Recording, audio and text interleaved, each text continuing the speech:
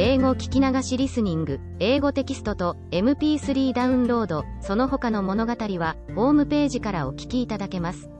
88thpp.com 88thpp.com Chapter 2. The author conducted by a Huanum to his house. The house described. The author's reception. The food of the Huanums. The author, in distress for want of meat, is at last relieved. His manner of feeding in this country. Having traveled about 3 miles, we came to a long kind of building, made of timber stuck in the ground, and wattled across. The roof was low and covered with straw. I now began to be a little comforted, and took out some toys, which travelers usually carry for presents to the savage Indians of America, and other parts, in hopes the people of the house would be thereby encouraged to receive me kindly. The horse made me a sign to go in first. It was a large room with a smooth clay floor, and a rack and manger, extending the whole length on one side. There were 3 nags and 2 mares, not eating, but some of them sitting down upon their hams, which I very much wondered at, but wondered more to see the rest employed in domestic business. These seemed but ordinary cattle.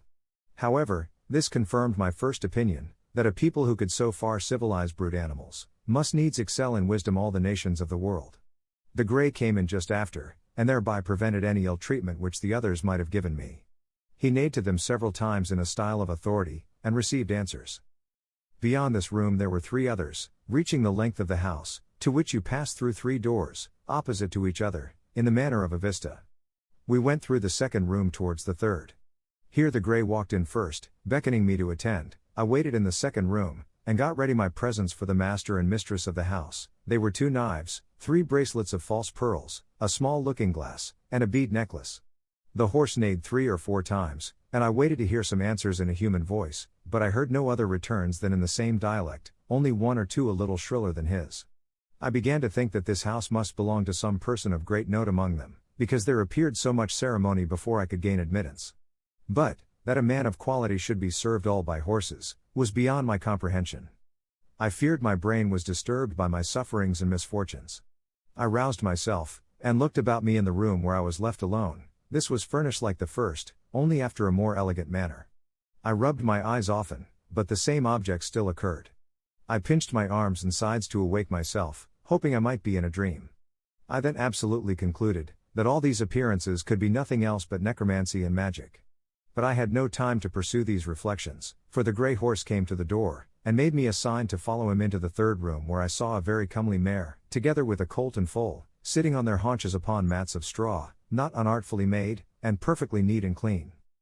The mare soon after my entrance rose from her mat, and coming up close, after having nicely observed my hands and face, gave me a most contemptuous look, and turning to the horse, I heard the word Yahoo often repeated betwixt them, the meaning of which word I could not then comprehend, although it was the first I had learned to pronounce. But I was soon better informed, to my everlasting mortification, for the horse, beckoning to me with his head, and repeating the Huan, as he did upon the road, which I understood was to attend him, led me out into a kind of court, where was another building, at some distance from the house.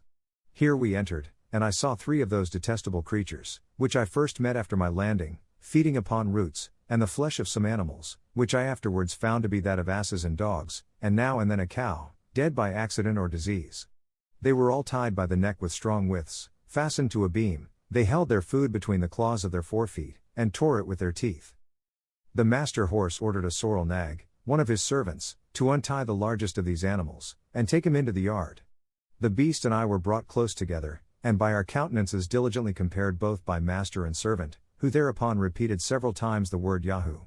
My horror and astonishment are not to be described, when I observed in this abominable animal, a perfect human figure. The face of it indeed was flat and broad, the nose depressed, the lips large, and the mouth wide, but these differences are common to all savage nations, where the lineaments of the countenance are distorted, by the natives suffering their infants to lie groveling on the earth, or by carrying them on their backs, nuzzling with their face against the mother's shoulders.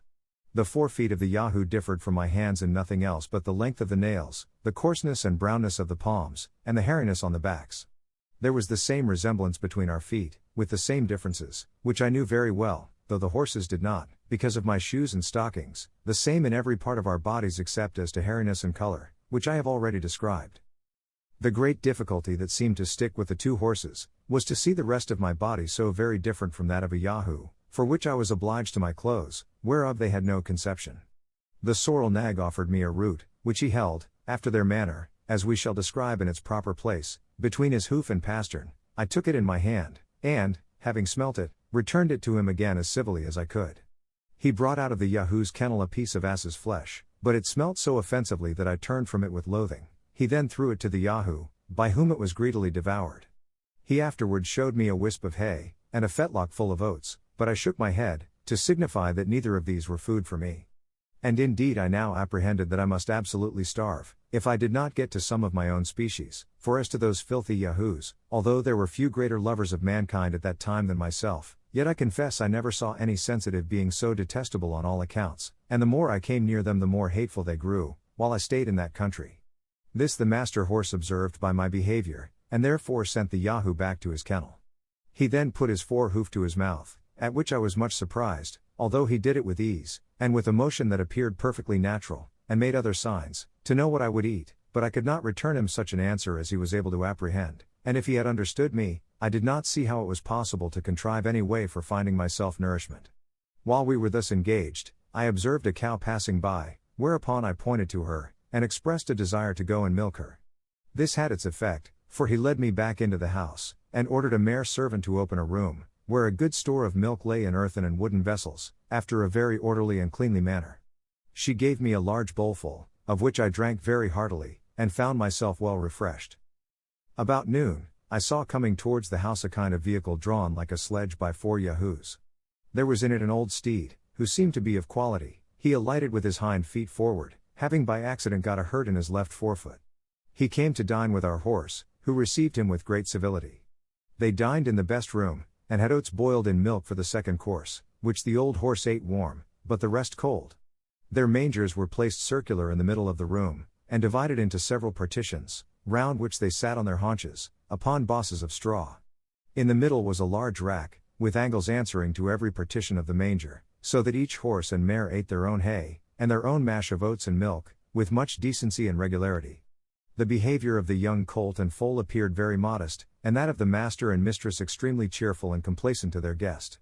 The grey ordered me to stand by him, and much discourse passed between him and his friend concerning me, as I found by the strangers often looking on me, and the frequent repetition of the word Yahoo. I happened to wear my gloves, which the master grey observing, seemed perplexed, discovering signs of wonder what I had done to my forefeet. He put his hoof 3 or 4 times to them, as if he would signify that I should reduce them to their former shape, which I presently did, pulling off both my gloves, and putting them into my pocket. This occasioned farther talk, and I saw the company was pleased with my behavior, whereof I soon found the good effects. I was ordered to speak the few words I understood, and while they were at dinner, the master taught me the names for oats, milk, fire, water, and some others, which I could readily pronounce after him, having from my youth a great facility in learning languages. When dinner was done, the master horse took me aside, and by signs and words made me understand the concern he was in that I had nothing to eat. Oats in their tongue are called lun.